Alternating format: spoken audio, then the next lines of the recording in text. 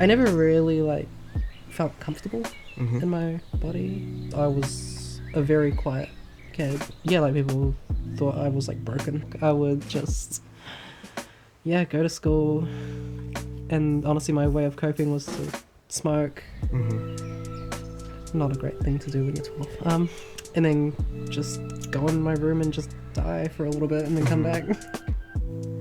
I kind of realised that, well, obviously something's not right. Am I in the right body?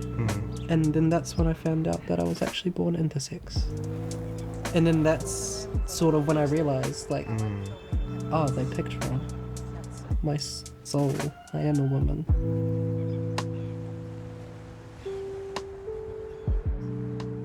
Kia ora. Kia ora, Shawn. How would you like to identify yourself? Well, I identify myself as me, actually. It's like a tapestry with many different colored threads. My parents, father's a third-generation Sri Lankan migrant to Malaysia. My mother's India. I came to New Zealand 38 years ago to go to the University of Canterbury to study law. I've been a public servant for about 30-something years. Member of the rainbow community, obviously, my partner being Philippe, a gay brown man. I'm an artist. That's a very important part of who I am. So tell me, who is Warna? Warna is a queer South Asian woman, first generation, youngest in her family.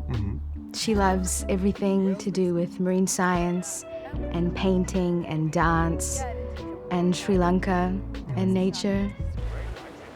Who is Kash? Who is Kash? Kash is a Fiji Indian cinematographer, VFX artist. Just always have that need to like stretch my creative legs. Love it. And like I just have this urge quite often to just go out and film something. Yeah. I also happen to be transgender. I love that. Yeah. When I was younger, it was a very lonely journey because I think it's quite easy to feel very insulated when you come from a conservative culture like South Asian Sri Lanka.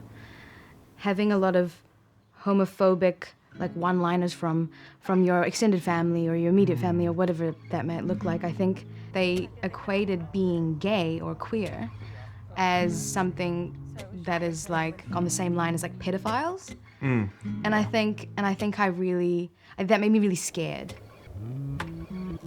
When you're living in a society where, you're not accepted, you're seen as perverse, something's wrong with you, you've made this choice, people think it's a choice, you feel shame. And that shame, I think, is like, it's like a shield to people actually feeling the love that people have for you. Yeah. Because you feel that they're loving something that you're not. They think you're something, but you're not that, you're actually this other person. I'm at the point of my life where I am loved by a lot of people, but I struggle to like accept it almost. I'm always questioning it, like, why are you doing this? Because I've never felt that authentic aroha before in my life, where they love me for every single part of my being. And I think moving here, my parents had a lot of weight on their shoulders trying to assimilate into a society that wasn't built for them. The sexuality thing was fine. It's the gender expression thing that, because I'm outward about it, I speak about it, that sits a bit uncomfortably. And I think I wish they would feel the freedom I feel from me being myself. Sometimes I just forget that I'm trans. I don't know, I guess it's just so like intrinsically part of me that that's what I am. Like, this might be, I'm intersex, this might be, I'm transgender, I'm Indian. Like, it's just out there, I love that, and I almost envy you because I wish I was that vocal about that. And for someone at your age, you should be very proud of yourself. Thank you. What does your queerism and your identity as a Sri Lankan look like together? I think I had to come to terms with being like Sri Lankan in New Zealand first before being queer, and then intertwining both of them. And often I would try and like fit in, and sometimes that would be at the expense of my Sri Lankan identity.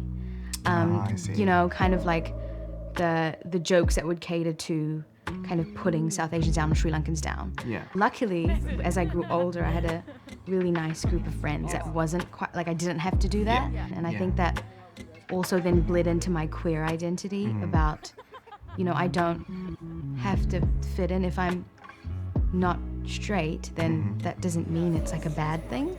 Yeah.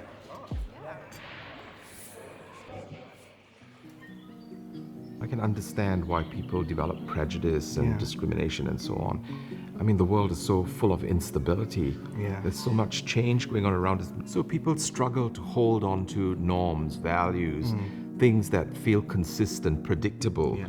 So when you're outside the box, whether it's being brown in a white society or if you're gay in a straight society or whatever, people just feel this is changing something in their life. Yeah. You know, and they feel compromised. So they resist it. I kind of get it. I have compassion for that. I understand it. But when I think of people like ourselves, the pain that they have gone through, the suicides, the shame that they carried till their death, there'll be many people who are like us who would never shine in the light of who they were. The cost is too high. We are your children. We are your community. We are you. And the harm that's caused to us when you don't accept us and allow us to be who we are, that is too high a price for ourselves, but also for you. When you look at people like us who actually stand against the headwind, eventually when we do it with courage, with dignity, with respect for other people, with love for other people, it commands their respect. And love is transformative. You know, when somebody genuinely cares for you and loves you and sees you for who you are, something happens inside you, you know, that you bloom. All the things that all the capabilities, all the talents that you have in yourself, they come out. If you want to change a world, then be that change yourself.